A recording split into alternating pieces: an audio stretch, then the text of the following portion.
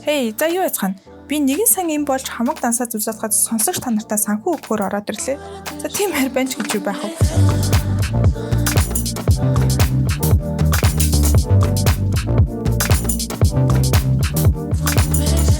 Бид энэ подкастаар дамжуулан санхүүч хүний ажил амьдралын хэм маяг, мэргэжлийн ёс зүйн ур чадвар нь амьдралд хэрхэн хэрэг болдог, яаж нөлөөлдөг гэж сонирхолтой яриа өрнүүлэх юм.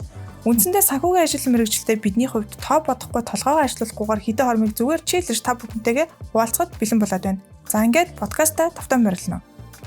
За өглөө өдөр орой минь өнөөдөр өглөөний цайнд юу уурсан бэ? Өглөөний цайнд хэр ач холбогдол өгдөг вэ? Ихэнхдээ жоохон завгүй үедээ офис централ дээр байдаг. Тэгээ централын доотлын төлөөж үерээс юм барин нэг төрлийн юм авд юм байна. Ирээдсэн. Юутай нэг хааны юутай нэг тийм бүргэрхүү сэндвичрхүү байдаг. Тэр бол гэс аваад өрөөндөө ороод идчихдэг ихэнхдээ өглөөний кофетойгоо.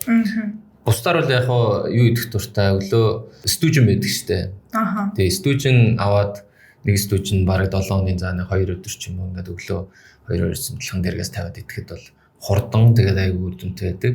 Уйг тий. Уйг. Эсвэл нөгөө үлэмжийн нэг юм жижиг юм хайлмаг гэдэг штэ. Тий. Тэгээ тэрийг аваад пэйж нэг за нэг амны албаар нэг юм хоёрыг хийгээд халаагаа ч юм уу тий. Тэгэхэд нэг хоёр зүсэм талах малах болдог ч юм уу. Бас заримдаа тэгээд ичтэй. Ер нь бол өглөөний цай нэг тиймэрхүү маягтай байдаг та. Гой сонголтууд шүү дээ. Тэр хайлмаг гэдэг нь бол би нөгөө өөрөө өглөөний цайнд нэлийн ач холбогдол өгдөг. Ер нь нэлээд зориулж хийж иддэг гэх юм уу тийм болохоор ерөөд бол энэ подкастынхаа зочдуудаас анхны нөгөө асуултаа дандаа өглөөний цайтай холбоотой асуултууд асуугаад байгаа шүү. За тэгэхээр юуны түрүүнд урилгын маань хүлээж аваад подкастын зочноор оролцох болсон Батгүйдээ баярлалаа. За өнөөдрийн манай подкастын зочноор болохоор Юнтэл группийн санхүү хөрөнгө оруулалт хариуцсан дэд захирал Г Батгүй. За санхүүгийн салбарт болохоор нийтдээ 15 жил ажиллаж байгаа. Үүнээс болохоор уул уурхайн салбарт 3 жил мэдээлэл харилцаа холбооны салбарт нийтдээ 12 дахь жилдээ яг мэргэжлэрээ ажиллаж байгаа ийм хүн зочноор оролцож байна. За гэхдээ ингээд албан тушаал эндээ орхиод дараагийнхаа одоо үндсэн манай подкастын мүүд рүү ороход дахиад нэг танилцуулга явчих гэж бодож байна. За тэгэхээр юу ч танилцуулах гэж байгаа гэхээр мэдээлэл харилцаа холбооны салбарын санхүүг нэлээд удаан бадж байгаа ажлын газрын сайн ах Батгүй байна. Өнөөдрийн манай подкастын зочин болоо. Яасан бит санаа шинэ Батгүй байна гэдэг. Тийм шинэ Батгүй байна тий. За тэгэхээр сонсогчдод болохоор бид нэр санхүү хөрөнгө оруулалт хариуцсан захирал гэдэг ер нь санхүү хариуцсан захирал буюу CFO гэж явж байгаа шүү дээ тий. Тэгэхээр энэ нь яг одоо албан тушаал нь яг юу хийдэм бэ тий. Нэгсэндээ бусад ерөнхийдөө бол нөгөө санхүүгийн ижил төстэй одоо албан тушаалууд хуучны одоо ойлголтоор бол одоо ерөнхий нэгтлэн зарим байгууллагуудын хувьд бол ерөнхий нэгтлэн одоо шууд CFO гэдэг тайлбартай явдаг ч гэдэм юм уу тий. За гих мэтлэн ерөнхийдөө бол нөгөө нэг бусад албан тушаалуудаасаа яг энэ албан тушаалын онцлог нь юу гэдэг яг өдөр тутамдаа юу хийдэг гэдгийг аль болох тийм энгийн жоохон хөгжилтэй ч гэж болно тийм байдлаар тайлбарлаад өгнө гэвэл юу ч хэлэх вэ? Яг энгийн хөгжилтэй гэхээр би жоохон юу л болчиход байна л да. Тий ийм баха. За яг монголчууд бол ер нь ерөнхийний боогоор аяга хөтсөлдөг. Уусаал санхүү одоо CFO гэдэг юм уу санхүү хариуцсан захирал одоо бол би 5 дахь жилдээ ажиллаж байгаа. Тэрнээс өмнө санхүүгийн менежер гээд явж ирсэн. За тэгээ яг олон улсын юугаар бол санхүүгийн шинжилгээ одоо FP&A гэж ярьдаг тийм шинжилгээ төлөвлөлт болоод за accounting буюу бүртгэл за treasury гэсэн юм 3 одоо үндсэн юм чиглэл бол санхүүгийн менежмент гэдэг ойлголтыг бол бүрдүүлж за тэгээд ийм 3 одоо пилэр гэж нэрлэдэг. Санхүүгийн яг үндсэн ойлгож байгаа бүртгэл болоод шинжилгээ гэдэг ойлголт дээр нэмээд CFO-гийн хийдэг нэлээд тийм хүмүүст бас тэр болгон анзаардаг өөрөө гэвэл эрсдлийн хэсэг байгаа. Стратегийн хэсэг. Өөрөөр группийн бас томхон эрсдлүүдийг дандаа харж явж яадаг. Ялангуяа эдийн засгийн эрсдэл, за үйл ажиллагааг дагаад бий болох эрсдэл гэдэг чинь тооцоолоор эрсдлийг удирдах явдаг учраас энэ компани тоотой холбоотой хэмжиж болох үстэй эрсдлийг ч одоо хэмжиж удирдах гэдэг байгаа шүү дээ. Тэгээд тийм учраас хэмжиж болох үс юм зүйлс рүү ер нь санхүүгийн захирал бол өсөөгөө жоохон одоо татагдаад оршдог гэсэн үг. За нөгөөх нь бол юу гэж байна? Стратеги гэж байна. Тэгэхээр компани одоо бүртгэл ерөнхийний або гэдэг ойлголтоос бол арай ялгаатай болж байгаа нь урагшаага чиглэсэн төлөвлөлт рүүгээ нэлээд чиглэж байна гэсэн. Тэгэхээр бизнес ирээдүйд урт хугацаанд одоо магаал 5 хүртэлх жилээр доорж төлөвлөгөө бол гаргаж байдаг. Тэгээд ирээдүйн хугацаанд манай бизнес өөрөө хэр доктортой байхын, өсөлт нь хэр байхын, үр ашиг нь хэр дээр байх юм, ямар чухал хөрөнгө оруулалтуудыг хийх шаардлагатай, санхүүгийн эцсийн гол нь юу юм гэх мэтлээ асуултанд хариулж одоо явах шаардлага гардаг. Тийм учраас компанийнхаа стратегийг бас нэлээд сайн ойлгоцсон байж иж тэр тооцоол одоо төлөвлөлтийг хийх шаардлага гардаг гэсэн үг тийм. За өөр нэмэлтээр тузын харилцаа гэж байгаа. Одоо яг манх бас тузтай нээлттэй компанийн хувьд бол ялангуяа туз investor relation гэдэг ойлголтууд байдаг шүү дээ. Тэгэхээр тэр чиглэлийн функцүүдийг бас санхүү нэлээ өндөр ролтой явдаг. Яг тэгэхээр ихэнхдээ туз бол өөрөө хэнийг төлөөлж байгаа гэхээр санхүүгийн шийдвэр гаргацсан хүмүүсийг төлөөлж байгаа. Тийм учраас ихэнх одоо тэр туз руу өгж байгаа мэдээлэл өөрөө санхүүгийн мэдээлэлүүд болж таардаг. Тийм учраас одоо тузтай явж байгаа харилцааны дийлэнх хөв бол нэлээ одоо санхүүгийн захирлын одоо оролцоог бол шаарч идэг гэсэн үг тийм. За тэгэхээр ажлын цар өрөө бол нэлээд одоо том тий агуулга ихтэй байна. Тэгэхээр яг ажилтай холбоотой асуултуудыг нэг жоохон энэ ярианыхаа жоохон дараагийн хэсэгт гэх юм уу тий. Тэгэхээр ерөнхийд нь баримжааг нь бид нар авчлаа тий. За тэгэхээр ерөнхийдөө өнөөдөр хоёулаа яг нөгөө санхүүгийн ажил мэргэжилтэй хүмүүсийн илүү нөгөө одоо жаргал зовлон гэх юм уу тий. Аль болох гастынхаа цагт одоо багтаагаад ярилцъя гэж бодож байна. Өөрийн чинь хувьд болохоор хамгийн их санхүү өгсөн зүйл юу байсан бэ? Санхүү өгсөн зүйл. Танд. Санхүү өгнө гэдэг ихлээр тойлоо нэг тодорхой. Буруугаар байлаа. За тэгэхээр ерөнхийдөө бол би энэ асуултыг болохоор танд хамгийн их санхүү өгсөн зүйл гэхээр яг одоогийн одоо Батхүү тий бүтээсэн байхад юу одоо танд байгаа вэ гэхээр мэдлэг ур чадвар туршлага гэдэг юм уу тий яг энэ ажлын байран дээр. Тэгэхээр энийг бий болоход нөлөөлсөн гэх юм уу хамгийн их санхүү өгсөн зүйл чи юу вэ гэсэн байна. Миний хувьд нөгөө яг 3 жил уул уурхад ажиллаж исэн гэдэг нь хаана вэ гэхээр MMC буюу Energy Resource компани байгаа. Тэгээд анх сургуулаа төгсөөл MCS Group-т бол ажилласан гэсэн үг. Тэгээд дараагаар нь бол одоо шилжээд MCS Group-ийн нэг нь бол шилжих юм боломжтой байдаг. Тэгээд Intel Group руу шилжиж исэн.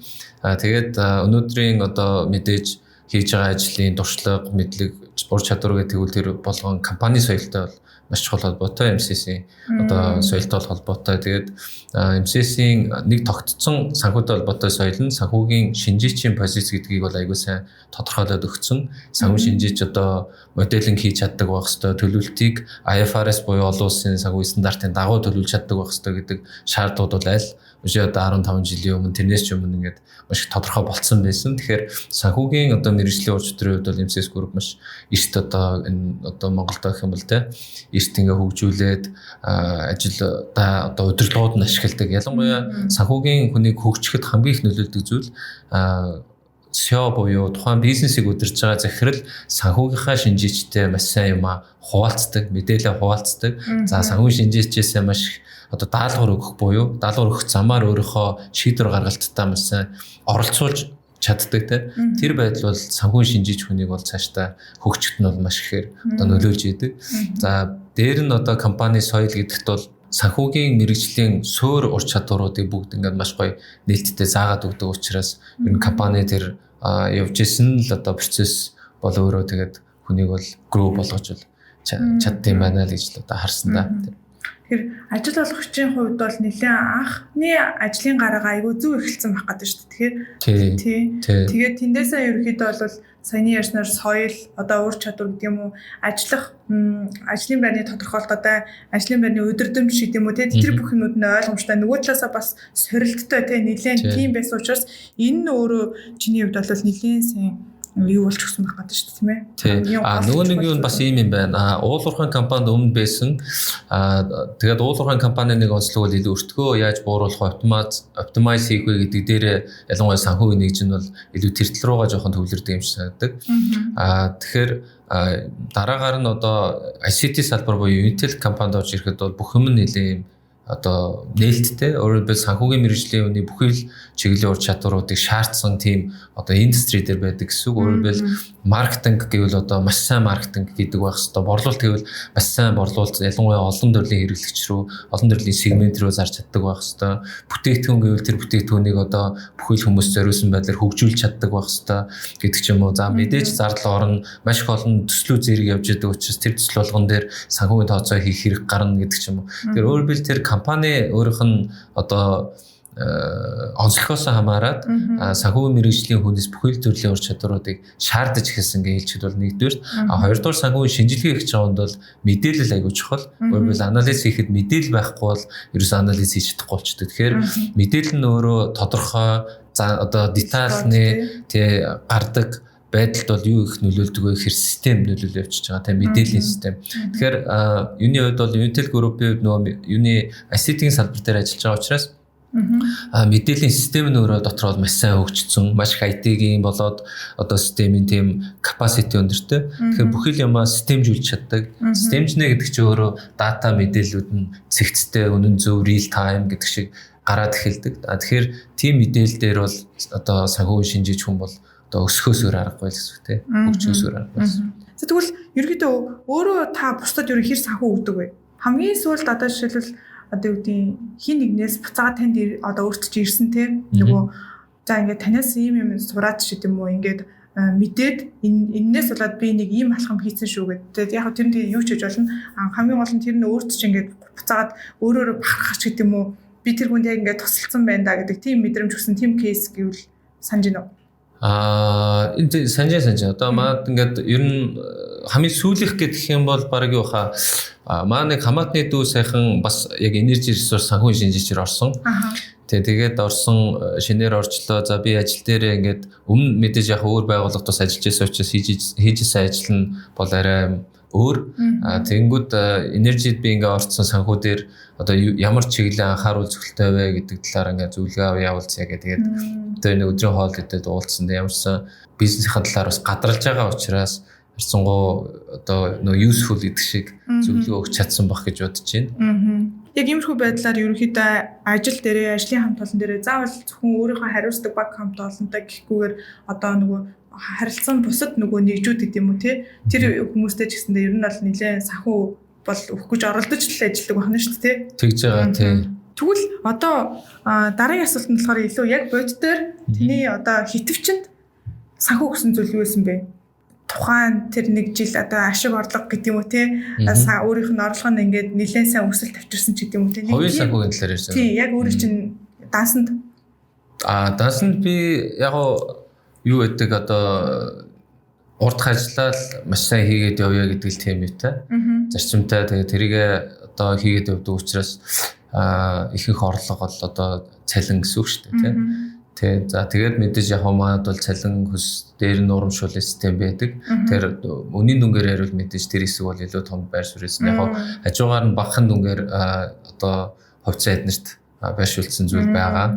Ялангуяа Монголын нөхцөлд бол та хэрэг одоо зөв хөрөнгө оруулалт хийя гэж байгаа бол бонд авах нь бол одоогоор л хамгийн зөв сонголт хаа гэж бол боддог. Яг тэгэхээр хэдий санхүүгийн мэргэжлийн хүн ч гэсэн одоо яг хувьцаа гэдэг бол тийм юу бол биш. Одоо ажлынхаа хажуугаар тийм амархан болгочих зүйл бол биш. Тэр бол одоо day trade гэж ярьдаг шүү дээ тийм. Тэр бол ер нь бол миний ойлгож байгаа day trade санхүүгийн суурь юуг шаардах ч гэсэн тэр ушаал өөр чиглэлийн одоо скил туршлага шаардаад явчихна. Тэгэхээр санхүүгийн мэргэжлийн хүн байлаа гэдэг day trade шууд хийгээд амжилттай ажиллана гэсэн үг юм бас биш. Тийм учраас тэр нь бол маш их цаг зарцуулах шаардлага гардаг учраас одоо тийм идэвхтэй актив байж чаддаггүй. Тийм учраас нөгөө илүү үр ашигтай надаас их ажиллагаа шаардаад хааргүй тийм хөрөнгө оруулалт гэвэл Монголын нөхцөл яг одоо бонд байна. Сүүлийн 2-3 жил бол бонды зах зээл нэлээ өссөн 18-аас 20% одоо юм өгчдөж лээ тийм. Тэгэхээр хөрөнгө оруулалтын илүү зөвлөгөө тал руу болоод байна. Тэгэхээр ерөөдөө асуултных нь хариултыг нь илүү тодтогч буцаагаад хэлвэл ерөөсөө чи ажиллаа хий, урдах ажиллаа хий. Тэгэхэд угаасаа дансанд чинь мөнгө чинь урсаад үндсэн цалин болон бонустайгаа ингээд нэмэгдээд үржигдээд орноо тийм л санаа хэлж ин гэсэн үг шүү дээ. Тэгвэл тэгээд бид нар юу ингээд баяжиж чадах болов чи юу гэж болж байна? Одоо хүн болгон юу баяж боломжтой юу те? Тэгээ яг за одоо баяжих гэдэг ойлголтыг чи өөрийнхөө зүгээр ингээд төсөөлөл тэнгүүтээ за зүгээр л ингээд явж байгаа хүмүүс баяж 3 алхам юу вэ гэмгүүт одоо шууд юу ч хэлэх үү? Мэдээж баян болохын тулд эхлээд жоохон яг шудраар хэлбэл нөө шуналтай гэж ярьдаг. Гэхдээ тэрийг бол нөө арай эерэг ойлголт нь бол одоо юу гэдэг ambitious гэдэг юу одоо шүү дээ. Эсвэл тэмүүлэл гэх юм уу? Ер нь илүү өндөр одоо позицтой, ашиг орлоготой хин нэгэн байна. Тэр бол амар бол биш. Тэгэхээр тийшээгээ очихыг одоо хүссэн тийм хүсэл тэмүүлэл өндөртэй байх нь бол тий шаардна. За хоёрдугаар мэдээж одоо мэдээж юу болгон дээр байгаа штэ. Таад подкаст өөр янз бүрийн ингээд хувийн хөгжил яхад бол дисциплин гэдэг юмыг ярьдаг те. Үргэлж одоо зөв арга замыг бусдаас сонсоод тэрийг хэрэгжүүлэх тийм төсвөр төвчээртэй байх хэрэгтэй. Тэгэхгүй юм руу өсчээд одоо нэг юмыг оролдож үзсэнгүүт те энэ болохгүй нэл хаяал өөр юм. За ингэчүүч баяжчтэй болоо гээл юм болгоныг оролдоод авдруулганыг ухаад бол одоо нэг баячихгүй хаа л гэж боддог гэж байна те. Гуравт нь гэвэл мэдээж баяжхын тулд мөнгөний талаар санхүүгийн талаар тодорхой хэмжээний ойлголттой болох хэрэгтэй. Ялангуяа санхүүгийн мөнгөтэй холбоотой гол ойлголт бол яг хав мөнгөний цаг хугацааны үнцэн гэдэг юм байж идэг. Тэр өөрөдөө тэгэл саяны 3 алхмыг хэрэгжүүлчихвэл хүн болгоны үед боломжтой л гэж хэлж байна гэсэн үг шүү дээ. Тийм. Тэгэхээр одоо ерөнхийдөө энэ санхүүгийнхэнтэй холбоотой жоохон rumor явъя гэж бодож байдаг тий. Гэхдээ бол бүр тийм амар хаардууд нь бол биш шүү дээ. Тэгэхээр нэг амар айц сүрдээд одоо юу асууж хоолоо мөлөө гэж бодоод хэрэггүй. Тэгснэ өөрөө тэр яриагаараа сүрдүүлээд байдаг тий. За харин тийм бүр айц үзүүлбэ тий. Санхүүгийн гэхээр ерөнхийдөө нэлийн их цаантай том хууль мөнгө одоо юу гэдэг хариуцлага ярьсан тийм хүмүүс байдаг гэж боддог шүү дээ тий. Тэгээд бодит байдал дээр яг үнэхээр тийм байдгүй тий. За тэгээд дээрэс нь хэрвээ тийм болвол үнэхээр яг тийм байх одоо юу гэдгийг шалтгаан шаардлага гэж байдгүй. Бага. Шалтгаан шаардлага нь бол өөрөө мөнгө юм л да тий. Мөнгө чи өөрөө хүн болгоныг юу гэдгэлээ соронз мэт татаад гэдэг шиг ингээд хүн болгоны сонирхлыг татчихдаг зүйл. Дээр нь үн цэнийг хамгийн энгийнээр илэрхийлж байгаа зүйл шүү дээ тий. Үн цэнийг бүгдийг илэрхийлж чадахгүй. Гэхдээ хүн болгоныг илэрхийлэх тийм нэгдсэн юм дээр л авчирч байгаа зүйл учраас одоо хамгийн хүмүүс сонирхлыг татж байгаа. Тэгэхээр мөнгөтэй байгаа газар бол маш их ашиг сонирхлын зөрчил одоо юу гэдгийг тэгээд мэрэгэн шийдвэр гаргалт гэх мэтлэн зүйлсүүдийг шаардж яадаг, effort-ыг шаардж яадаг учраас тэрэн дээр бол одоо болгоомжтой хандах хэрэгтэй болж байгаа шүү дээ. Тэгэхээр болгоомжтой хандна гэдгийн санал одоо саяны serious байдал тий. За тэгээд бусад одоо мэргэжлийн хянуур тий. Тэр чинь өөрөө энэ мөнгийг болоод эдийн засгийг дагаад одоо бүх юм чинь хөгжөөд явж байгаа нийгэм өөрөө бас хөгжөө явж байгаа шүү дээ тий. Нийгмийг хөгжүүлэхэд миний бодлоор бол эдийн засаг санхүү ойлголт бол маш их том юуг бол мэдээж өгч байгаа. Тэгээ нийгмийн одоо энэ хуулийн ойлголтууд бүгд ингээл нарийсаал байна. Санхүүгийн ойлголтууд шинжилгээ ухаан ч өөрөө олон жил эдгээр чинь хөгжсөн юм зүйл байж байгаа. Тэгэхээр энэ одоо энэ мөнгийг дагчил бий болж байгаа улам бүр асуудал өөрөө яригтай байдаг учраас тэрийг дагаж хөгжиж байгаа зүйл учраас тийм одоо хүн харахад бол их хэцүү санагддаг байх тийм яригтай санагддаг. Ер нь бол санаа нь яг мөнгөтэй тулж харьцаж байгаа тийм одоо ажил мэргэжил учраас саяны ярьсан зүйлөө зайлшгүй байх шаардлагатай л гэж хэлж байгаа гэсэн үг шүү дээ. Зайлшгүй байх шаардлагатай л гэж бодож байгаа. Гэхдээ мэдээж яг хүмүүс нөгөө санхүүгийн мэргэжлийн хүн гэхээр нэлээд тийм serious нэгдүгээр хоёрдугаарт одоо ялангуяа төрийн байгууллага одоо татвар юм уу гэдэг ингээд бодглохлоор жоохон тийм хүн сурталтай гэдэг шиг харилцааны үед тийм нөгөө өндөө бол ямар ч нэг тийм таатай бол санагддаггүй гэдэг юм ерөнхий тийм бас имиж байдаг л да. Тэгээ тэрэн дээрээ мэдээж энэ мэргэжлийн усууд нь өөрсдөө анхаарах юм бол би бол боломжтой л гэж боддог тийм. Яг тэгэхээр магадгүй тайлбар нь юм бах санхүүгийн хүмүүс бол нэгдүгээр тоондоо маш сайн байх хэрэгтэй. Маш сайн байхгүй бол яах вэ гэхээр алдаа гарах юм бол тэнцээ асуудал үүснэ тийм учраас тоогоо ерөөсөө алдахгүй байхын тулд маш их сууж дахин шалгаж тэрийгээ өөрийн одоо байнгын дадал болгож идэг. Тэгэхээр тийм юмтай ингээд зууралдаад байгаа хүмүүс нэгдүгээр яадаг вэхээр хүмүүстэй тийм чөлөөтэй одоо аливаа юмыг нэгтлэхгүйгээр ч гэдэг юм уу ингээд юм хөнгөн байдлаар өөрсдөө юмд хандж чадхаа байчин. Тийм. Тэгэхээр хүмүүстэй ингээд харилцаан дээр хүртэл тийм няхуур ямар нэгэн одоо тийм шок шин эсвэл emotional тиймэрхүү байдал нь бол багаар л арилдаг байх л гэж бодож байна л дээ. Тэгэхээр тэр чинь одоо ингээд гэр бүлийн харилцаач гэдэг юм уу, найз нөхдөд харилцаач юм тэрэн дээр бас илэрч гарах уу? Ер нь гарна шүү дээ. Тэгээ улам бүрэл тэр хүн чинь хэрэг цаг зарцуулна. Төдий чинь хүн тийм одоо shape болж ирсэн шүү дээ, тий. Тэгэхээр улам бүр тийм болж байгаа. Тэгэхээр тоотоо ингээл харьцаал байнга одоо хүнтэй харьцах нь бага өөрөөр хэлбэл байгаадах юм бол хүнтэй харьцахдаа улам тэр чинь асуудалтай болж эхэлж байна шүү те. Тэгэхээр тэрийг анзаараад өөрөө тодорхой хэмжээнд хүмүүстэй харилцах дээр илүү их цаг гаргах, хүмүүсийг ойлгох хэрэгтэй юм байна. Би хүмүүсийг ойлгохгүй хүмүүс л намайг ойлгох хэрэгтэй гэдэг ийм хандлагаар хандах юм бол болохгүй байна гэдгийг анзаарах хэрэгтэй баг. Ялангуяа зөв миний боддог бодол гэвэл нэгтлэн бодогч нар гэдэг юм уу хүмүүс ямар нэгэн бичигдсэн журам эсвэл бүртгэлийн стандарт эсвэл хууль те эдгээрийг хэн нийцүүлэхийн тулд ингэж одоо хүний өмнөөс те эзний эзний хөрөнгийг сахин хамгаалахын тулд ажиллаж яадаг учраас тайлбар нь дандаа юм одоо ямар нэг юм тодорхой зүйлээр өөрийг тайлбарлаад байдаг. Тэгэхээр тэр нь хүмүүст яаж мэдрэгдэг вэ гэхээр би хүмүүсийг ойлгох албатай биш. Тэ миний яриад байгаа зүйлийг хүмүүс ойлгох хэрэгтэй. Миний яриад байгаа зүйл хаана байгаа юм бэ гэхээр тэр цаасан дээр байгаа шүү дээ. Журам дээр байгаа шүү дээ. Хуулинд байгаа шүү дээ гэдэг ч юм. Тийм хандлага өссөн үсэг ингээ өдөр тутмдаа суугаад байна. Тэнгүүд өөр одоо ажил дээр юу анзаарчихсан бэ гэхээр миний хийдэг ажил одоо нэгдэлтэй одоо өөр би сайн яг хэлэхэд урталтаа нэг хүнтэй харьцаж чинь магадгүй борлуулалт нэг ажилтан байж болно. Procurement-ийн нэг ажилтан байж болно. Хойдолтой юу гэхээр тэр хүний хойно маш том журам байна гэсэн үг байхгүй тий өөр юм байна. Зарим ажлын онцлог болохоор урталт нь хэн нэгэн харилцаж байгаа хүн байлаа гэхэд хойно ч гэсэн бас нэг өөр хүн байж идэг.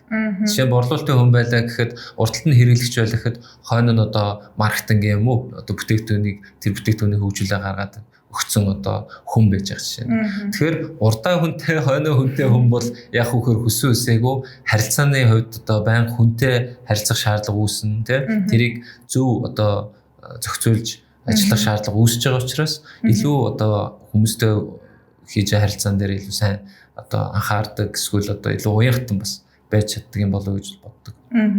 Тэгэхээр нөгөө наад чинь бас яг нэг одоо боддог point нөх юм уу? Санхүүгийн ажилтаа хүмүүс ч өөрсдөө ингээд аюух ажлыг нугалдаг тий сая ярьлаа шүү дээ. Ер нь бол гэтээ нөгөө бусад ажлыг өргөдөө хүмүүстэй харьцуулж бол яриаг шүү тий. Ер нь бол аюух ажлтай тий адилхан. Гэтээ нөгөө ачаал бол бас илүү өндөр байдаг тий. Одоо сая ярьснаар тэр хууль дүрм гэдэг юм уу тэр нийцүүлэхийн тулд бол бас мэдээж их нөгөө техник ажиллагааны шаардна гэсэн үг шүү дээ. Тэгээд явхаар эсрэгээрээ одоо юу гэдгийг нөгөө бизнесийн одоо ерөөдөө ингээд компани ч өөр ингээд дотроо нэг хідний нэгжтэй явж байгаа тий. Тэгэхээр тэр нэгжийн ингээд бүх процесс ерөөдөө санхүүгийнх нь тэрийг процессыг сайн ойлгож бусад нэгдүүчтэйгээ сайн ойлголцож санхүүгийн ажил илүү хурдан явна гэж боддог байхгүй юу? Яг зөв. Тийм. Тэгэхээр энэ тал дээр ер нь бол одоо юу гэдгийг саяны энэ яваад бидний нөгөө энэ rumor гэдээ ярьсан зүйл нь бол юу вэ гэхээр илүү ийм нөгөө нэг их зантай гэдэг ч юм уу хариуцлагатай гэдэг энэ юунууд нь яг энэ мэрэгжлийнх нь одоо энэ илүү нөгөө онцлог байгаа болохоос биш яг цаанаа бол юу гэдгийг харилцаагаа бусад хэлтс нэгжүүдтэйгээ болвол яг бизнесийн нэг хил буюу нөгөө орчиндоо уусаад гэдэг юм уу тий бусад орчлагч талуудтайгаа бол харилцаагаа бол айтайхан аваа явцдаг шүү гэдэг тийм одоо үнцэг байна гэсэн үг шүү дээ тийм ээ. За нөгөө талынх нь одоо хүмүүсийн бас нэг ийм ойлголт өгд юм байна л да. Ер нь бол нөгөө айгүй boring ажил тий. Тэгээд энийг болохоор ерөөхдөө ихвчлэн нэм уйдгартай гэдэг байдлыг бол ерөөхдөө bookkeeping буюу bookkeeping хийдгээр л төсөөлж яж маадгүй. За энийг одоо хэлж байгаа үнцэн гэх юм уу тий. Тэгээд илүү юм номын одоо янз бүрийн юу гэдэг гоё юм креатив ажлыг ойлгодгүй хүмүүс тий. Одоо бүтээлч ажлуудыг ер нь л нэлээд ойлгодгүй. Жишээлбэл одоо юу гэдгийг маркетингийнхаа нэг ач холбогдлыг ойлгодоггүй. За одоо танаад хилцтэй үнэхээр баж чинь байгаа мó байхгүй бол энийг гарахгүй ч гэх юм уу те. За тиймэрхүү ерөөхдөө л нэг яриануд бол нэлээд явж байгаа шүү дээ.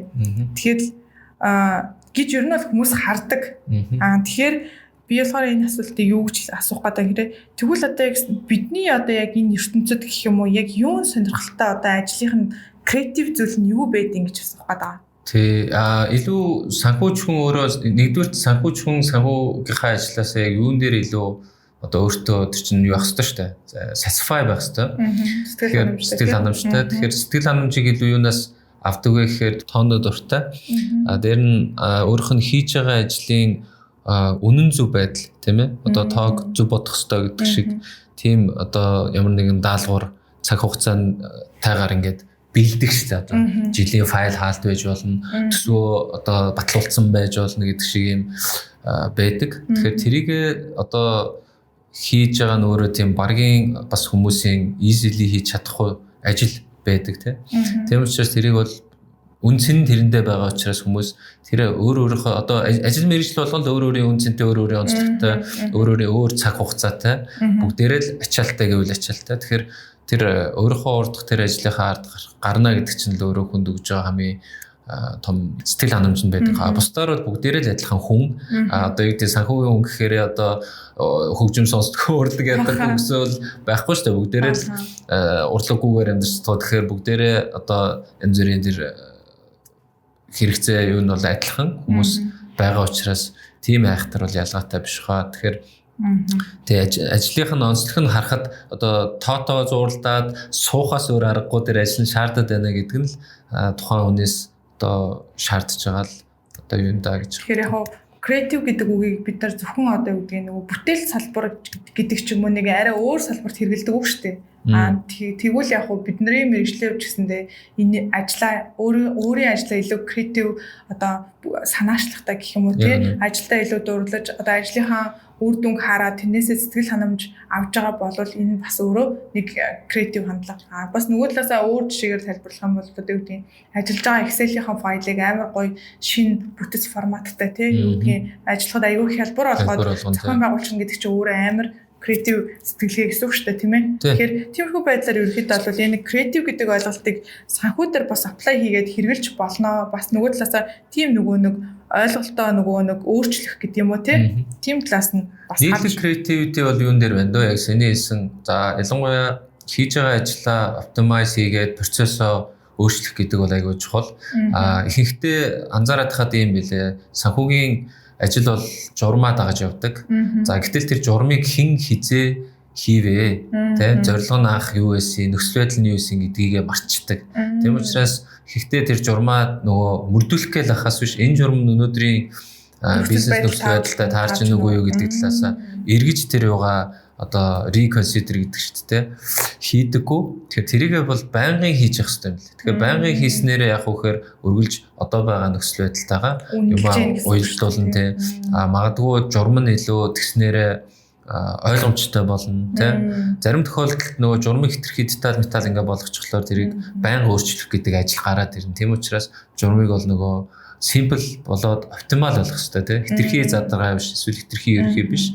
Тэгэхээр журамтайгаа одоо журмаа бол нэлээд сайн өөрөө эхлээд энэ бол аюул чухал практик зүйлээ шүү. Одоо яа тэгэхээр яг үнэн нөгөө журам ямар нэгэн гайдлайны дагуу ажил явагдаж байгаа шүү дээ тий. Тэгэхээр тэр нь өөрөө хэрэглээтэй байхын тулд яг одоогийнхоо бизнесийн орчин, хууль, дүрм журам стандарттайгаа нийцсэн. Тэгээд мэдээж танай байгууллагын үйл ажиллагаа явуулж байгаа салбар онцлогтой нийцсэн байх хэрэгтэй тий. Өөртөө нөгөө тааруулж тэр журмаа гаргана штэ. Мэдээж хуульд нийцсэн хэрнээ. Тэгэхээр энийг яг байнга тэр нөгөө нэг апдейт хийж онцлог юмдаа тааруулж авна гэдэг бол маш чухал. Одоо манайхны бас нэг дутагдaltaй тал чинь тэр штэ тий. Бүр 2012 онд батлагдсан журмаа гэдэг. Ерөөс апдейт хийгээгүй явж байгаа газраа зөндөө байдаг шүү дээ. Тэгэхээр тэр чи одоо юу гэсэн үг 10 жил харин ер нь апдейт хийдэггүй. Тэгэхээр яг илүү нөгөө ажлаа амар гоё креатив болгоё гэх юм бол нэрээ хамгийн ихний шийдэх санаа гэвэл тийм биш үү. Одоогийн өөрсдийнхөө хэрэгжилж байгаа журмуудаа нэг үнэлээд үзье тий. Тэгээд тэрнийхээ дагуу процессийнхаа одоо юу гаргаад зураглалыг гаргаад гэдэг юм уу тий. Журмаа гоё апдейт хийгээд илүү юм simple тэгээд илүү optimize гэж яриад байна шүү дээ тий. Яг илүү нөгөө нэг юу гэх юм юунд тохирсон л гэсэн үг шүү дээ тий. Ер нь бол тий. Тэгээ санхүүгийн журмын бас онцлог нь юм байлээ. Санхүү дээр гарсан журмыг хэрэгжилж байгаа хүн гэдэг юм бол одоо хэдүүлээ front office back office гэж ярьдаг шүү дээ тий. Тэгэхээр бүр front-д байгаа хүн тэрийг хэрэглэхээс гадна одоо айгүй олон төвчний хүмүүс хэрэглэдэг юм байна л. Санхүү дээр гарсан журмыг магадгүй procurement ч юм уу тэрийг одоо цаашаага мөрдүүлэх шаардлага үүсдэг. Тэрнээс санхүүгийн хүн нь өөрөө шууд директлээ тухайн хүнийг мөрдүүлэх шаардлага магадгүй үүсэхгүй. Санхүү дээр гарсан журмыг хин нэгэн дундын одоо тэгэхээр ингээд хид хідэн хүмүүс ингээд амжаад ингээд явж байгаа тохиолдолд тэр нь нөгөө цаад хүндээ очиж нөлөөлөхдөө өөр болоод буучих, тэрийг ойлгохгүй байх тэ эсвэл дундлын хүн нь буруугаар ойлгосноос болоод цаашаа нэг хвчлээ. Тийм учраас simple байх ёстой гэж хэлээд байгаа. Тийм учраас хүндээ айгүй ойлгомжтой тэр нөгөө яг тэрийг ашиглаж байгаа тэр ажилтнаа тэрийг ойлгож хэрэгжүүлэх үс байх ёстой гэдэг ч юм уу. Тэр талыг айгүй сайн бодолцож их бол ихэнхдээ журам яг анзаарах юм бол дандаа эрсдлийг ботцсон байдаг. Хитрхи эрсдлийг ботцсон байдаг. Тэгэнгүүт эрсдлийг тэр эрсдэл гэдэг чинь өөрөө магадлал байгаа шүү дээ цаанаа. Тэгэхээр магадлалыг бодоогүй Магадгүй ийм чирсэл тийм чирсэл гэж дотроо бодож байгаад баахан тийм журам одоо санаанууд ингээд журмынханд оролцсон. Тэнгүүд ихэнхдээ журмын агуулга ингэж болохгүй гэж болохгүй гэдэг юм болсон. Одоо өөрөөр болно гэдэг заалт байхгүй. Тэгэхээр бүх юм болохгүй гэдэг л ийм одоо акт байгаад шүү дээ. Цаасан дээр хэлсэн ингэж болохгүй тэгж болохгүй. Тэгэхээр тэрийг бол нэгдүгээрт ингээ хүн харахлаар дандаа л нэг ийм агуулгын хүртэл ийм жоохон түүхтэй сөрөг гэдэг шиг тийм филинг нь тийм хэцүү болоо явчихдаг. Тэгэхээр одоо санхүүгийн хэлэх гээд байгаа санаа санхүүгийн журам гэдэг бол компани бүхэл төвшөнд нөлөөж очиж байгаа тийм журам учраас энийг тийм хатуу айлуулах биш ойлгомжтой дээр нь одоо хэрэгжилж байгаа хүндээ айлуулах яаж одоо таатай болох вэ? Тэгээ зарим магадлал багтай эрсдлийг бодолцоод тусгаад байгаа тэр заалтаа ер нь эргэж хараад шаардлагагүй бол авчаа гэдэг шиг иймэрхүү өөрчлөлтүүдийг хийх нь бол санхүүгийн хувьд бол айгүй чухал юм креатив байдал. Тэгээ тэр нь л түрүүний яг хэлсэн нөгөө бусдыгаа илүү сайн ойлгож одоо би журам гаргацсан учраас эсвэл тэнд нэг юм журмыг би мөрдүүлэх гээд байгаа учраас намайг л ойлгох ёстой шүү дээ гэдэг хандлагаараа биш. Тэгээ миний одоо энэ орчуулад энэ компани орчинд буулгаад ажилтан ашиглах хэмжээнд тэр чинь хөрүүлээд нь шүү дээ. Одоо компани хуулийг эсвэл одоо тузын журмыг гэдэг ч юм хөрүүлж байгаа учраас тэрийг одоо илүү хүнд ойлгомжтой ашиглах тэр хүнээ одоо яг ашиглаж байгаа хүнээ илүү ойлгож тэрийг хөрүүлээсэ гэдэг тэрийг анхаарах хэрэгтэй юм байлаа л гэж харж байна. За энэ бол маш чухал өстой нөгөө нэг хүн болгоно нөгөө нэг үлгэж аваад хэрэгжүүлж болохоор санаачлаар одоо ажиллаж байгаа усууд бол яаж креатив байх вэ гэвэл одоо шууд жумаа барайл ингээл саяны алхмыг хийж болох гэдэг шүү дээ тийм. За гоё байна. Энэ хариулт бол айгу таалагдлаа. За тэгээд мэдээж нөгөө ярианых нь дундуур ч гэсэн нэлээд гарлаа. Өндөр дүнтэй ер нь бол дандаа мөнгөтэй харьцаж яадаг тийм ээ. Шийдвэр гаргалтанд ийм шаардлагатай мэдээлэлээр хангадаг ийм функц хариалагдаж явж байгаа шүү дээ. Тэгэхээр ерөөдөө санхүүч хүмүүс яг ямар зарчмыг өөртөө нэг яс суулгачих гээд хэлий гэвэл те одоо өөрөөр хэлэх гээд ч бусдад одоо чи санхүүч хүн болвол ер нь бол яг энэ нэг зарчмыг гэдэг юм уу яг ерөнхийдөө час хийсэн одоо ганц хариулт бай гэвэл ямар одоо мэрэгжил одоо ур чадвар ч юм уу зарчим байх хэрэгтэй вэ? Санхүүжүүлэх гэж байгаа бол тооныхоо одоо ард гаргах хэрэгтэй. Тэгэхээр ер нь бол эхний одоо ялангуяа залуу гэж бодох юм бол яг тийм одоо зарим нь жоо шантарчдаг байхгүй. Одоо тийм маш их тоо комплекс тэгээд ямар нэгэн одоо тэнцвүүлэх гэдэг шиг те тэр юу ч н одоо санхүүд очин юугаараа double entry гэдэг давхар бичлэл дээр ингээ заавал юу яж байгаа шүү дээ. Нэг зүйлийг нөгөө зүйлтэй тулгаж ийж би яг зөв тоо гаргаж ээ гэдгийг ингэж магадaltaж яадаг те. Тийм учраас тэр зарчмаараа дандаа өөрийнхөө хийж байгаа ажлыг шалгаад ингээд явна. Тодорхой юм цаг нь баригдаж тэр одоо тоотой холбоотой ажлыг давж гарах хэрэг гарна. Тийм учраас ер нь бол нэлээд юу шаарддаг одоо hard work-ын шаарддаг эхлээд тий. Тэгэхээр тэр hard work-ны явцад зарим залуучууд бол ер нь юу аж эхэлдэг. Нэг бол жоох аргалах гад байдаг. Эсвэл give up болоо за энэ бол миний мэрэгжил биш юм байна. Тэгэхээр санхүүгийн мэрэгжил бол бас тийм амар биш. Нэгдүгээр та хоёрдугаар яг санхүүгийн мэрэгжлээр явах гэж байгаа бол тэр нэг хэсгийг л давчих юм бол өөртөө суучдаг. Тэр ур чадвар нь өөртөө нь суучна. Аливаа хийж байгаа зүйлээ зөв талаас нь одоо хянаж шалгах тийм чадвартай болчдөг. Тэгэхээр ерөөд бол чадахгүй байгаа ямар нэгэн одоо юу гэдгийг хэсэг гарч ирэх юм бол тэрийг илүү чадахын төлөө хичээгээд тууштай байгаа ч байгаа ч энэ бол одоо хамгийн өөртөө суулгацсан байх хэрэгтэй ур чадвар байна л гэж хэлэх гээд шүү дээ тийм. Яг миний хариулт илүү нөгөө аж ахуйн нэгжийн санхүү гэдгээрээ явж байгаа учраас компани санхүү гэдгээрээ явж байгаа учраас илүү тэр талаасаа бодож бас хариулж байгаа шүү тийм. Тэгээ санхүүч гэд хэлэх юм бол аюу олон төрлийн санхүүч байгаа. Магадгүй татварын одоо хүнийг ч гэсэн санхүүч гэж ярих бах. Эсвэл хөрөнгийн зах зээл дээр одоо хувьцаа аваад явж байгаа day trade хийж байгаа усуд ч гэсэн магадгүй санхүүч гэж ойлгох бах. Тэгэхээр миний хариулт бол илүү компани санхүү талаас ярьж байгаа. За окей. За тэгэхээр ерөөдөө санхүүгийн ажил нь тийм нэлээд их завгүй ачаалттай ажилдаг гэдэг нь бол тодорхойлчлаа шүү дээ. За тэгэхээр яг ийм одоо ачаалттай хүний үед амралтын өдрөөр яаж өнгөрүүлдэг вэ? За тэгээд хамгийн сүүлд гэр бүлтэйгээ эсвэл өнгөрүүлсэн гоё чанартай цаг нь юу вэ? Эсвэл өөрөө одоо яг түлхүү хичээлдэг тийм тусдаа хобби юу вэ те? Хоббиндоо юу жишээлбэл өөртөө гэх юм уу да тий яг гэр бүлээс гадна өөрийн гэсэн нэг цаг байгаа тий тэр цагт ерөн гардггүй гарвал юу хийдэг вэ тий тэр талаар ингээд жоохон дэлгэрүүлээд ярих боломжтой болоо. За миний хувьд амьдралын ер нь хөвчлөгээ тэгвэл нэгдүгээрт нойр бол жоохон чухал байдаг. Тэгэхээр жоохон л уу. Үгүй жоохон гэдэг нь яг нэлээд чухал. Яг тэгэхээр дандаа юу шаардсан ажил хийж байгаа одоо тоо бодох эсвэл оюуны хөдөлмөр хийж байдаг. Тэрэн дээр нэлээд мочалтай байдаг учраас унтаж амарсан байх нь бол айгүй чухал юм шиг санагддаг. За тийм учраас нойр бол бас сайн авахыг хичээдэг. За хоёрдугаарт үлдсэн цагаа бол ихтэй харьцангуй гэр бүлтэйгээ бас зарцуулдаг байх. За дараагийн ээлжинд бол мэдээж найз нөхдөдөө уулзах. Ялангуяа ер нь бол багын найзууд эднэртэй нэлээд тийм найзрахыг талдаа мөн гэх юм уу тийм. Дэлгэрүүлж яг нөгөө тоочны ярий. За сая сүүлд гэр бүлээрээ бидэд юу руу явчаад ирсэн бас 22 дахь аймаг руугаа очиад үзчихэд ирсэн. Тэгээд хүүхдүүдтэйгээ гэр бүлтэйгээ өнгөрүүлсэн арай илүү сайн одоо чанартай зарцуулсан цаг гэвэл тэрийг хэлэхээр байна. Гэхдээ амралтын өдрүүд бол ер нь гэр бүлтэйгээ лагер дээр байдаг.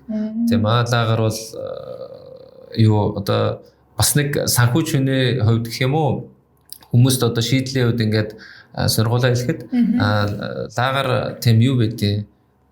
Тийм хаус маус бол биш. Одоо том юм тустай хаус маус биш. 10 гаруй нэг юм айл нийлцэн юм жижиг одоо 50 м квадратыг юм апартмент шиг юм 2 давхар. Тэгээд 2 давхар. Тий одоо 2 давхар юм одоо юу гэж ярьдаг вүлээ нэг юм нийтийн байрах уу? Юуныхаа гараж болоод одоо сангийнхаа асуудал гэдэг их асуудлуудаа дундаа шийдсэн. Тэгээд одоо хашаан дотор хөөрхөн юм хүүхдийн бас ганц нэг юм тоглоомын хэсэг шийдмээ гэдэг юмнууд ба community үүссэн. Тийм байдаг. Тэгээд тийм одоо үнэтэй хаус одоо янз бүрийн тим хөрөнгө оруулалт бол биш. Гэхдээ одоо ч нутаа ямар байгаа вэ? Тэгээд за дээр нь хүүхдүүд яг ийм баг байгаа дээр нь бол лагер бол айгүй чухал. Том болчихлоороо тэрхүү лагер явдаг юм шиг үлээ л. Тэгэхээр тийм баг насны хүүхдтэй хүмүүс бүгдээрээ лагертай болъё гэж боддог. Тэгэхээр маах бол ер нь нэлээ лагерсаг бас тийм одоо нэг байранда одоо амраад ингээд байгаад байх сонирхолтой айл бол биш юм шүү. Тийм манай эхнэр чинь нэлээ тийм хөдөлгөөнтэй. Тэгэхээр бидэд бол ер нь амралтын өдрүүдээр лагер руугаа явъя, агаарчлахын төлөө бай гэдэг тийм талаас илүү хичээдэг. Тэгээд олон лагер хийсэндээ ер нь жилд 100 ингээд явж исэн. Тэгээд одоо бол нэг лагер ямарчсан тогтцсон. Тэгээ тийм том хаус, том метр квадрат чи ер нь maintenance гэж ярьдаг те засвар тохижилтын асуудал байна, харуул хамгаалтын асуудал байна. За өөрсдөө цэвэрлэх гэдэг асуудал байна гэдгээс ахуулаад тэр өөрөө тийм үр ашигтай. Тэг яаж та нар тийм ухаалаг айгуу гоё тэгж бүтцшүүлээд ингээд ийм лагерт олчоо. Бид нар өөрсдөө яг бүтцшүүлээг үл дээ. Гэхдээ тийм концепт байгааг олоод тэгээд одоо тэрийг худалдаад авцсан гэх юм уу? Тий. Одоо наахан дээр чи хүмүүс тэр лагер одоо яг хаана юу байна гэл те сонсож байгаа хүмүүст л амар тийм шууд бас ингээд одоо юу гэдгийг хүн болгоно л нөгөө утаатай байгаа учраас те лагерт гарыг тэгээ саяны ярьж байгаа тийм том хаусны ашиглалт нь өөрөө тийм өндөр байдаг учраас гэд ярьж шүү дээ те. Айгу ухаалаг шийдэл авах гэдэг шүү дээ. Тэгэхээр тэр шийдлээ одоо хуваалцахгүй бол асуултууд ирвэл яг шууд өөрийн чинь яг нэгэсний азтай гэх юм уу хойно шаран мартиц дөр улирлын хаус гэ байдаг л да. Тэгээд тэрийг барилгын компани одоо эцэст нь өөртөө зориулаад барьсан өөртөө газар дээр тийм л юм байлээ. Тэгээд одоо үлдсэн хэсгээ хүмүүст заран түрээслэнээр ингээ байж идэг. Тэгэхээр энэ шийдэл ер нь айгу зүү шүү. Өөр юм шийдэл одоо хийх боломжтой тий газрууд байгаа бах дээр нь улам бүр нэмэгдээсэй гэж бодож байна. Яг тэгэхээр лагер бол ерөөсөө л зуны цагт ялангуяа их ихтэй гадаа байх зорилттой юм бэл. Ундах гэж л ордог тий. Тэгэхээр том байх хэрэггүй тий ороод унчих хэмжээнд байх нь айгу чухал. Өвөл гардаг байхын тулд дулааллаа айгу сайн хийсэн байхад жижиг метр квадратыг халаах бол тийм амар асуудал биш юм бэлээ. Тогоор л ажилчдаг тийм парт гэхдээ амар тогийн зардал гардаггүй. Маш дулаахан тийм өвлийн агаар. Тэгэхээр ерөөсөө юу гэр бүлийн чанартай цаг бол тэр лагерт өнгөрөөд шүү гэдэг тийм л онцолж штэ тий. Тэгээд тэр лагертай холбоотой бас нэлээ өөрийнхөө нөгөө туршлагаа хуваалцчихлаа тий. Тэгээ хүсвэсээгөө лагер дээр тэгэл гэрийнхэнтэйг очихлоор ч найз нөхөд эднэр дуудаад авахгүй юу байхгүй гэдэг ч юм уу. Найзууд ирэх нь ирнэ тий. Буцаж нэг ингээл хот руу яваалгүй хамтаа уулзаад ихгүй учраас хүсвэсээгөө гэр бүлтэйгээ байна. Тий. Хүчээр баг туснаас өөрийгөө тусгаарлах гэр бүлээрээ ингээд гоё цаг өнгөрүүлэхэд тусгаарлах боломжтой болгож штэ тий. За тэгвэл ерөөхдөө ингээд нөгөө юу гэдэг ажлынх нь ачаал нэгтээ гэр бүлдээ зарцуулж байгаа ч юм уу цаг нь ингээд багасаад ерөөхдөө өөрийн ч хувьд ингээд нэг баланс алдагдаад байгаа юм шиг санагдаад ирэхээрээ ер нь авч хэрэгжүүлдэг арга ч гэдэг юм уу эсвэл ингээд ашигладаг application tools ч гэдэг юм уу тийм арга барил гэж байгаа юу? Ер нь айгу яг энэ бол илүү хувь хүний шинжтэй асуулт те хүн болгон тийм байх албагүй. Би бол жоохон юу гэж магадгүй тийм хобби гэдэг юм уу өөр бусад тийм их юмнаас таарж цаг зарцуулж бол ер нь яг амждаггүй.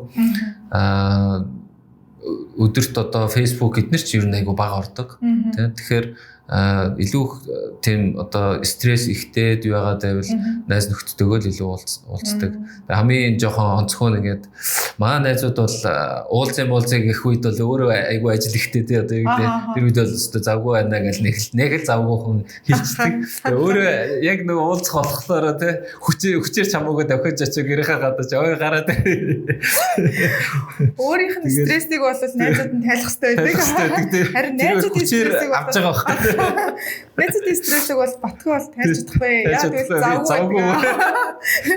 За тэгэхээр ерөөсөө гол арга нь бол ерөөсөө найзуудтайгаа ханг аут хийх нь шүү дээ тий. Найзуудтайгаа ханг аут тий. Хамгийн энгийн бөгөөд үр дүнтэй арга юм да тий. Бид найзуудаараа уулзахлаараа хөнгөн пив уугаад 13 ч юм уу хүзэр мүзэр эсвэл боорд гейм бас их тоглодог байсан. Сүүлийн жоохон багасчлаа. Тэг Катан, Sequence гэдэг ч юм уу тийм board game таяа тоглоно. Бильярд таяа тоглоно. Жинхэнэ гоё чийл сонсогдож шүү дээ тий.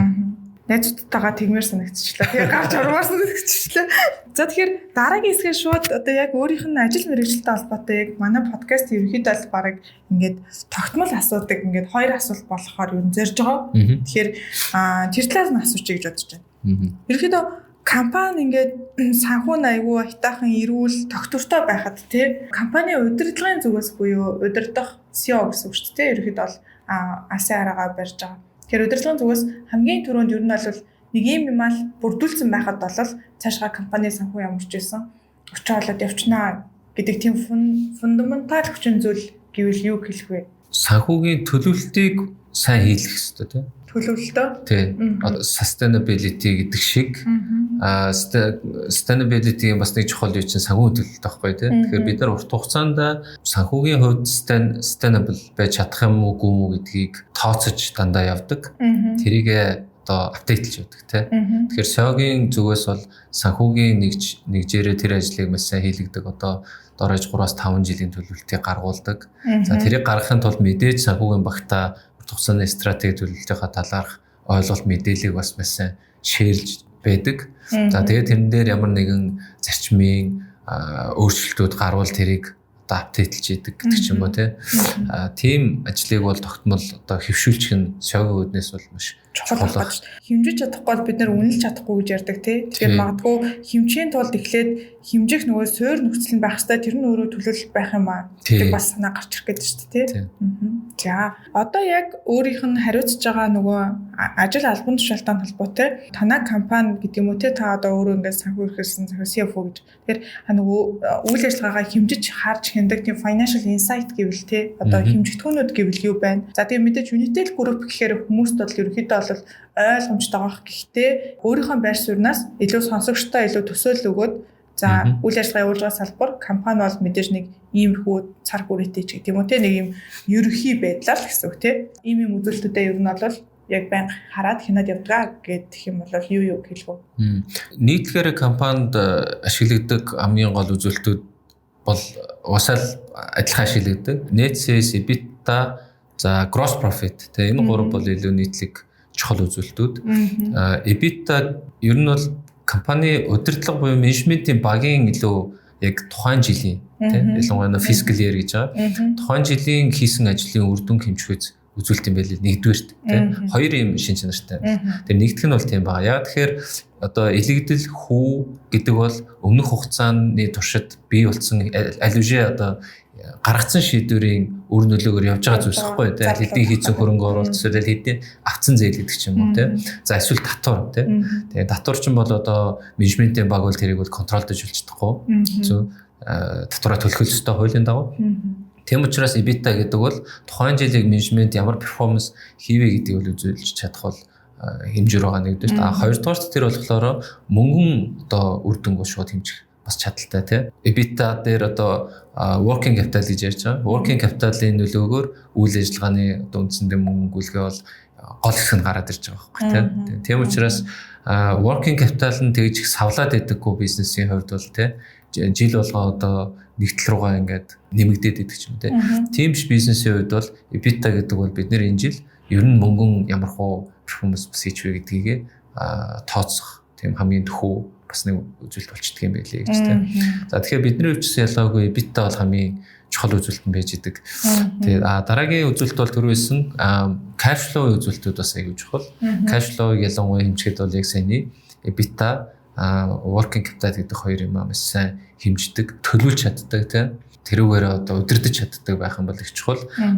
Санхүү одоо юу яаж байгаа усуд мэдэх бах их компаниуд бол cash based ингээд юугаа хөтөлж явах гэдэг. Одоо ихэнх ч явахтай нөгөө санхүүгийн юм суур юу нь бас бүрлдээгүй гэх юм уу жижиг дунд юм компаниуд яадаг вэхээр нөгөө бүртгэлээ илүү cash based явчих гэдэг. Бүртгэлийн систем нь тийм сайн систем дээр байхгүй учраас магадгүй банкныхаа гүйлгээл хараад байдаг. Тэгэхээр тэр тохиолдолд нөгөө direct cash flow гэж ярьдаг шүү дээ. Тийм шууд аргаар илүү мөнгө удирдах гэдэг. Гэтэл indirect cash flow бол уг нь илүү үнэн зөв бөгөөд бизнесээ удирдахад бол хамгийн үр дүнтэй арга юм байл тийм. Эхэндээ бол яг direct cash flow үр дүнтэй юм шиг илүү ойлгомжтой юм шиг санагдав. Гэтэл яг санхүүгийн мэргэжлийн хүн өөрөө илүү ашиглаад хэрэгжүүлээд үзэхлээр indirect cash flow нь бол хамгийн үр дүнтэй арга бол. Тэр indirect буюу нөө шууд бус арга нь өөрөө янз бүрийн шинжилгээ хийхэд мөнгө урсгалаа нэлээд юм roughly одоо ерөнхий ингээд тооцч болох боломжтой хурдан шуурхай хэрэгэлдэг тийм арга гэсэн үг шүү дээ. Мэдээж тэгээ нөгөө талаасаа нөгөө хүндлэнгийн аудит ч гэх юм уу те санхүүгийн мэдээллийг хэрэгжилж байгаа оролцогч талууд бол тэр аргаар хэрэгэлдэг.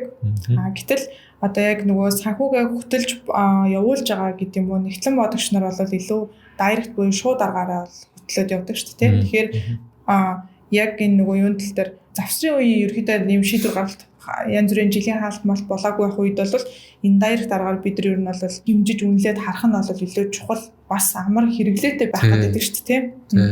За тэгэхээр тэрийг бас нэр юу нөгөө манай бас яг нэгтлэнгууд бас яг хэр сайн хэрэгэлтийг мэдэхгүй байна л да. Гэхдээ бас хэрэглээ бас тийм түгээмэл биш байх тий.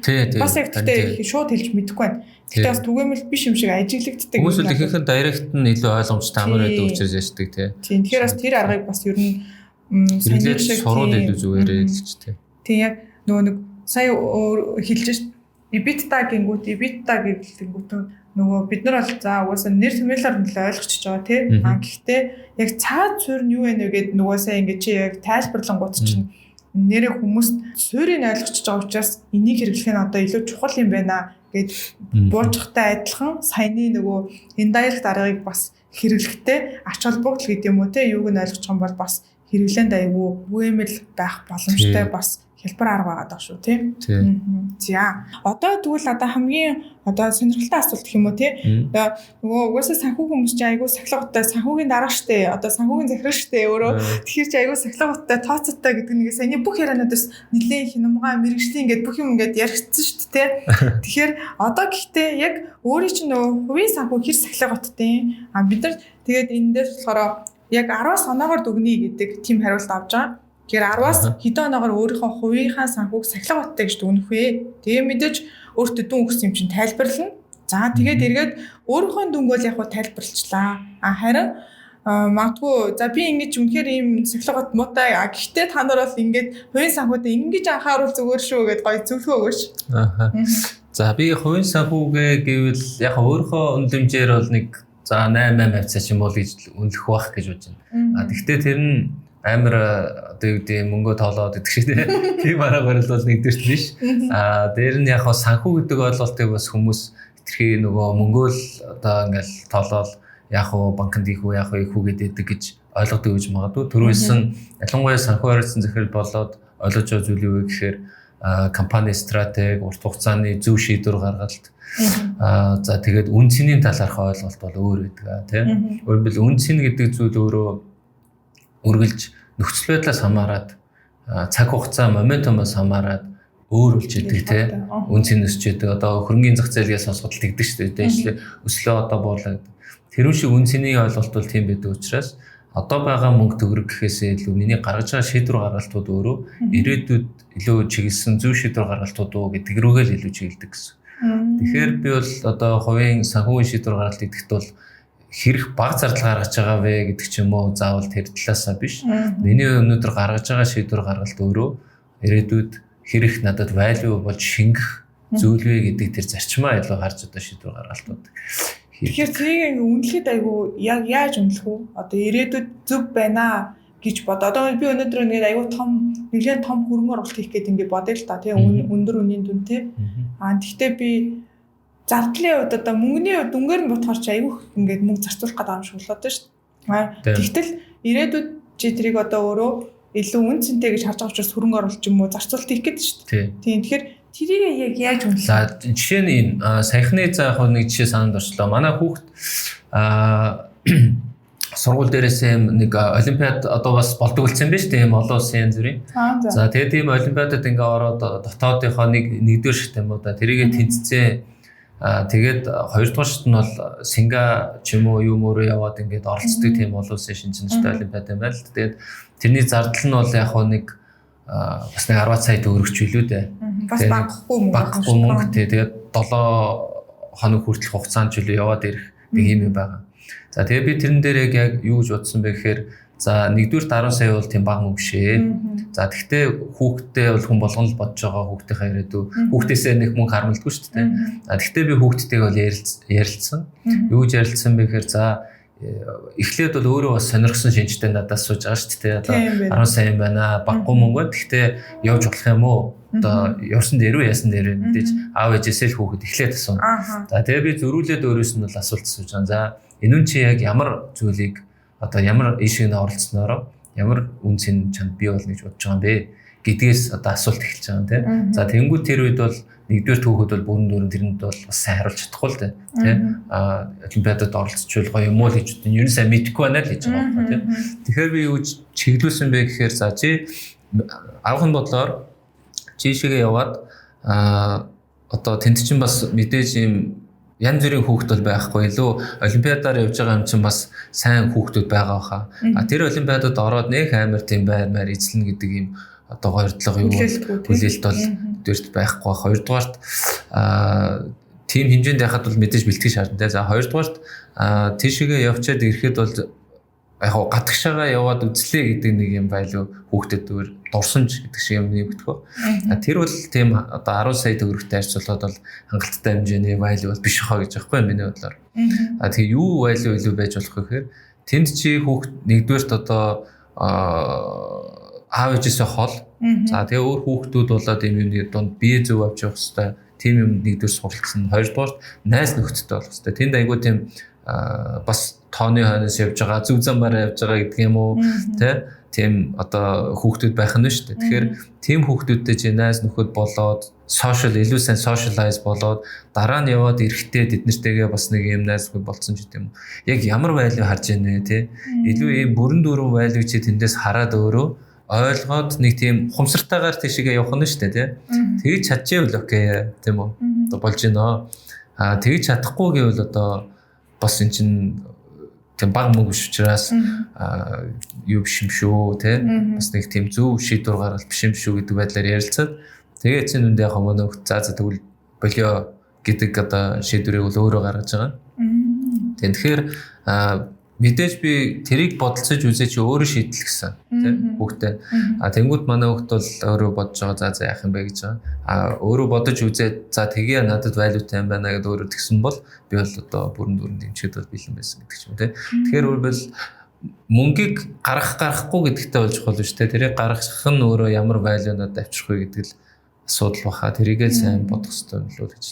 Би ч чамаа гэсэн ярьж байгаа юмцад тэгээ хүүхд чи явсан л гэж ерөөсөд бодоодсэн. Тэгсэн чи хүүхд нь өөрөө яваагүй гэж хэлсэн хэрэг тэр нөгөө нэг ойлголтоо чи одоо шил өөрөө түрүүнээс нөгөө ер нь яриан дээр тэр value гэж аюух ярьсан шүү дээ. Нөгөө яриан нэгнээс эхлээл тэр тэрийг бас хүүхдтэй хүрт аюусаа ойлгуулчихсан юм байна тий. Ер нь бол тэг яг бүрэн дүүрэн ойлгосон хэсгийг нь бол хэлж мэдэхгүй. Гэхдээ энэ бол нэг юм оролдлого байхгүй тий. Нэг юм одоо кейс тэгээд хүүхэд ер нь тийм юм ингээд асуугаад тахаар одоо боддог болчих шүү дээ. Дараагийн бас мэдээж одоо юунуудад бас боддог болчихно.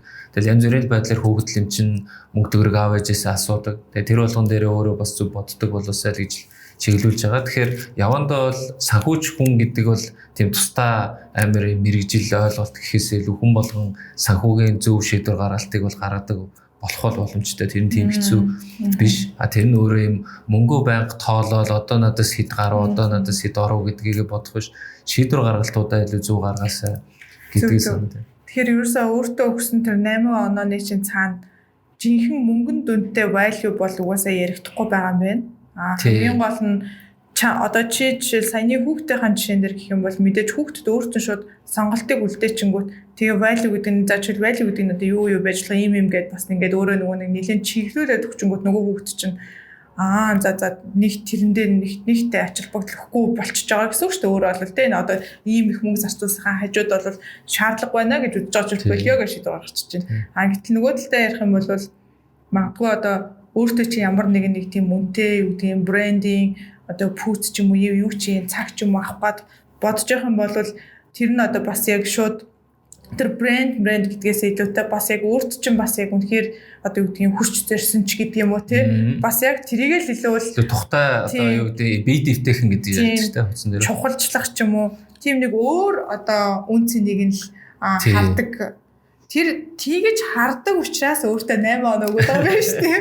Ерөөсөө энэ 8 онооны цаана яг л тэр байгаа гэсэн үг. Тэрнээс яг энэ сар над одоо юу гэдэг тэдийн хэмжээний одоо орлогоо орж ирээд яг би тэдийн зарцуулаад ингээд одоо хасах болчлоо нэмэх болчлоо гэдгийг байнга ингээд нөгөө шалгаад идэх ч юм уу тийм гэхээсээ илүү гаргаж байгаа шийдвэр гаргалт өөрөө зөв. Жишээлбэл өөр нөгөө талдаа бас жишээ байна л да одоо хувийн өөрийнхөө санхүүгийн нөгөө шийдвэр гаргалтуудын бас нэг типээс хуваалцсан гэвэл манай гэр бол одоо яг ажилтаа бол маш ойрхон байдаг тий тэнгүүдээ ихэнхдээ би хоол бол гэрлүүг очиж шийддэг өдрөө болоо гэрлүүг очиж яг тэгэхээр манай хүүхдүүд хичээл бас гэртээ ойрхон тэгээд эхнэр өдөр бол хүүхдээ нөгөө хүрэхээс өмнө ямар нэгэн хоол молоо эсвэл амралтын өдөр хүртэл ингээ надад хоол бууз байж ч юм уу бэлтждэг байхгүй. Тэгэхээр эхнэр байж гэртээ байж тааруул арай өөр хоол хийгээд идчихнэ. Юу байвал байхгүй бол буузан шийгээд идчихнэ гэдэг. Гэхдээ мэдээж өдөр болгон биш. Гэхдээ ихэнхдээ аль болох тийх гэж бас хичээдэг зориудаар. Тэгэхээр тэр бол нэгдүгээр хүнд бол эрүүл мэндийг өгч байгаа. Цаашид би эрүүл мэндэд баг одоо мөнгө зарцуулна гэсэн үг шүү дээ. Санаагаар бол тийм. Хоёрдугаар төвийн одоо энэ байрлалд бол хоол бас тийм хямдхан биш. Яг үүнтэй олдоц багтаа дээр нь цаг бас их зарцуулдаг. Гэрлүүг алхаж очоогоос өөрөө хийчээд ирэхэд бол тэрнээс бол бараг л бага цаг зарцуулдаг байхгүй тий. Хоёрдугаарт бол гэр ойрхон байснаар яах вэ гэхээр би тийм үнэтэй одоо машин аваад өдөр тутам ингээд унаал тэрийгэ засаал бензин тус гарцтаад ингээд авах шаардлага нь бол байдаггүй. Цаг хугацаагаа хэмжиж байгаа. Машинд одоо заавал хөрөнгө оруулалт хийх шаардлагагүй болчихж байгаа. Тэгээ бензин тус засварын зардал өөр бүсэд бүх стрессүүд байхгүй болчихж байгаа юм шүү. Тэгэхээр иймэрхүү шийдвэр гаргалтууд чухал юм ярьчваа тий. Тэгэхээр энэ бол илүү тийм үр дүн харж байгаа л гэсэн үг шүү дээ. Тэгэхээр тиймэрхүү одоо шийдвэр гаргалтуудаа дахин бодоол заримдаа одоо гоё ингээл эсвэл өөр газар амьдрах уу ч гэдэм үү эсвэл өөр машин авах уу гэдэг юм бас байгаа шүү дээ. Тэгэхээр тэрийг бол дахин сайн бодож үзээ. За зөв шийдвэр, стил зөв шийдвэр байна даа л гэж одоо боддог гэдэг ч юм уу. Тэгэхээр журмаа хийнэ гэдэг шиг дахиад өөрийнх нь миний бас ингээл хүсэл одоо юу гэдэг хэрэгцээ ингээл юу гэдэг хүсэл хязгааргүй байдаг шиг тий. Ингээл бас гоё юм өөр гоё байранд орчмоор ч юм уу те. Тэгээд тийх үедээ тэгэхээр бас дахиад яг саяныхаа зүйлүүдийг хаяа хүнтэй барьцах сэтгэл шунал гэдэг юм чи хүн юм чин нөгөө байдаг шүү дээ. Тэгэхээр тэрийгээ өөрийнхөө нөгөө зарчим болоод юугаараа л илүү одоо яж ах хэрэгтэй шүү дээ. Чиглүүлж явах хэрэгтэй. Тэгээ тийм учраас тэр талдаа байдаг. Тэгэхээр нэг тийм мөнгөө ингээл амар тооцоод байхдаа биш гаргаж байгаа шийдвэр гаргалтууд маань өөрөө ерөн зүг билүү. Яг мөнгө тооцоё гэвэл мэдээж хүн яах ёстой гэхээр олж байгаа орлогоо одоо нэг тийм Excel дээр ингээд хөтөлчүүл бас зүгээр нэг удаадаа жилдээ нэг удаа хийгээд үзвэл зүгээр. Энэ жилийн хувьд бол миний одоо дундаж цалин гэдэг манай өрхийн одоо эхнэр нөхрөө хоёрын цалин нийлээд нэг ийм байх юм байна. За энэ ингээд сар болгон л одоо орж ирлээ гэж бодъё. Тэрнээс байрны зээлийн төлбөр төлдөг бол тэрийг нэгдүгээр тасах ёстой. Чухал зайлшгүй гэсэн юмнууд асах ёстой. За үлдсэн юм би ер нь нэг чиг баримжаанд нэг иймэрхүү юмнууд руу хуваах юм байна. Тэгэхээр би өдөр тутмын шийдвэр гаргалтууд руугаа нэг хөрвүүлэх юм бол тэ одоо ийм л болох нь даа гэдэг юм хүн өөртөө нөгөө цээжлэхэд амар тэ олон юм цээжилж чадахгүй. Тэгэхээр нэг магадгүй мэдгүй 3-5 тийм өөрийн гэсэн за би ийм чиг баримжаагаар явж хахад санхүүгийн хувьд бол одоо хин нэгнээс хараат болчихгүй банкнаас хараат болчихгүй хэмжээнд байж чадах юм биш үү гэдэг юм бас нэг буулгаад харчих нь бол зүг баг. Тийм байх тий. За тэр болвол хүмүүс бол хийч чадах бах тий. Харьцангуй apply хийч чадах бах.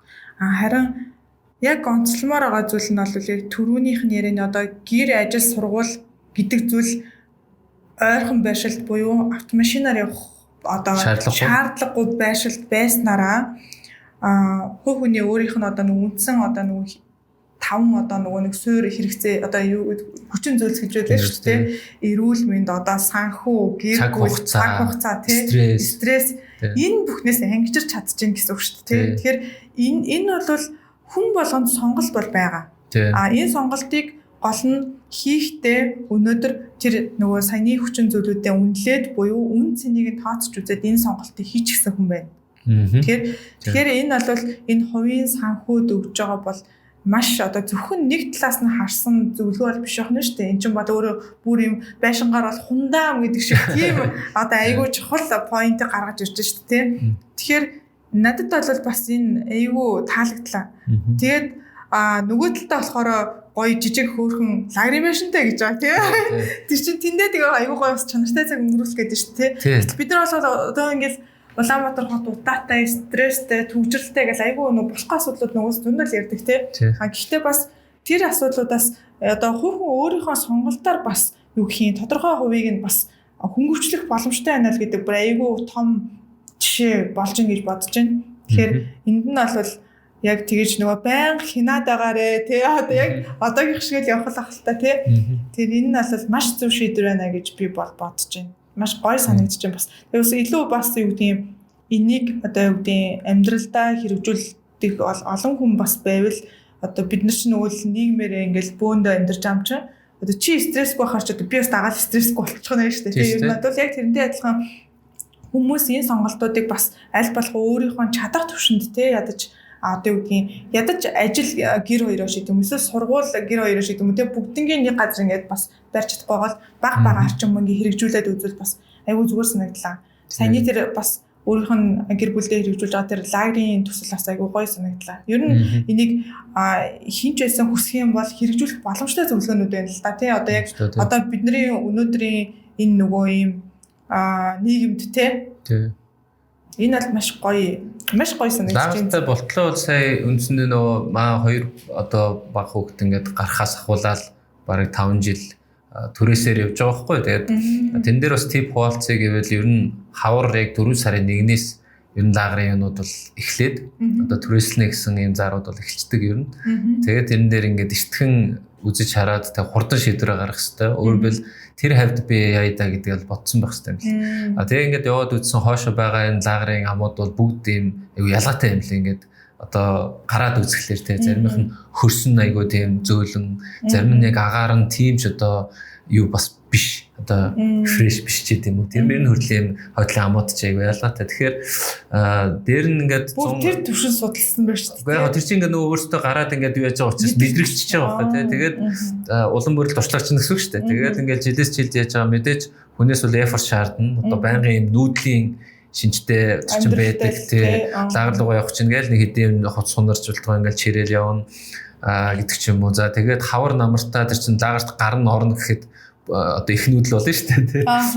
Заримдаа муу найзуудтайгаа бас дуудана тэгээд хамт юм зөөцсөн шүүгээ мүгээ одоо юу гэдгийг тэр чин хоосон юм байшин гэж бид нэр туристлэгийн тулд янз бүрийн авчиж байгаа шүү дээ. Тэгэхээр хүний л амьдрал гэдэг шиг тэрийг ингээд л одоо хийн. Гэхдээ тэр болгон ингээд энгийн одоо төрөлж байгаа байр тэр болгон юутай бас биш. Дотроо одоо бүх асуудлаа шийдсэн сайхан дүүштэй одоо юу гэдгийг те зөвхөн бол шиг бол биш байна. Зарим лагаар бол бид нэр зундаа нөгөө худгаасаа усаа аваад идэх шиг тийм байдлаар түрээслээд бол бас гарч ирсэн те. Гэхдээ тэр болгон хадлын хувьд би бол юу гэж утсан гэхээр нэгдүгээр хүн заавал 5 дахьтай хитрхи юм комфорттой амир их юу ажил хэрэггүй тий зарим зүйлийг одоо энгийн зүйлс шүү дээ чинь бол тэгэхээр тэрийг бол өдөр тутамдаа хийцдэг тийм дадалтай байх хэвээр хүн ер нь комфорт одоо байх гал яваад байвал тэр бол хизээш дуусахгүй бөгөөд тийм буруу одоо юу руу хөвшил рүү өөрийгөө бас аваачиж байгаа гэсэн шүү дээ. Тэгэхээр ер нь тийм одоо юу гэдэг заавал тийм 5 дахьтай байдал бол тийм чухал биш ээ. Дээр нь хүүхдүүдтэй тэрийг одоо мэдрүүлнэ гэдэг бол айгүй чухал бас ирээдүйдээ хийж байгаа хөрөнгө оруулалт байх болов гэж боддог. Тийм учраас одоо жил болгон өөр төрөөс ингээл яагаад зарим нь аятайхан байшин олдон заримдаа ч айгүй сонголт багтаа болчихдог. Одоо шинэ 4 сарын 1-ээс эртхэн төрөөслөхгүй бол 5 сар 6 сар гэнгүүт одоо сонголт багтаа. Тэгэл яг одоо та yes or no те одоо хэлэхгүй бол дараагийн төрөөсж байгаа хүн ирж үзчих шүү гэл те. Төрөөслөгч нар ч амар тийм төрөөслөгч нар ч амар тийм аргатай тэгэл шахацсан тэнгүүт за төрөөслөе гээл газ мөнгө шилжүүлгээл ингээл явчихна гэдэг ч юм уу. Тэгээ ингээд төрөөслөнгүүт одоо янз бүрийн асуудалтай хажуу айлын асуудал эсвэл одоо өөр бусад те асуудлууд байдаг юм байлээ. Тэгээд тэр болгоно л адил явдал те. Зөв. Ярьсантай нь бол айгүй санал нийлж байна. Нөгөө талаас нь харуулаас чи бол айгүй сайн нөгөө смарт зохион байгуулалтыг хийсэн залуу юм байна. Тэр саяны гэр сургууль байшин одоо тэр ажлаас гадна яг хэрэгцээтэй үед Батгүйгийн ер нь бол миний энэ ярианаас олж авсан хамгийн гол арга барил бол найзууд юм байна. Ерөөс ямар ч цаггүй ажлын стресс гэж гаргаж чинь одоо амьдралд нь ч гэсэндээ нэмэр болж чинь тий. Тэгэхээр ерөөсөө энийг юм системийг чиж бүрдүүлцэх үе юм байна шүү дээ. Юу ямар систем бэ? Ерөөсөө тэр саяны ярьсан тэр дэд бүтцийнхаа системийг бүрдүүлсэн. Дээрэс нь найзуудыгаа яг өөрийнхөө одоо юунд ингээд тойрогт аваачсан тийм системийг бүрдүүлсэн байгаа шүү дээ. За яг тийм цөөхөн гэхдээ айгу тийм дотн бас найзуудтай. Гоё тий.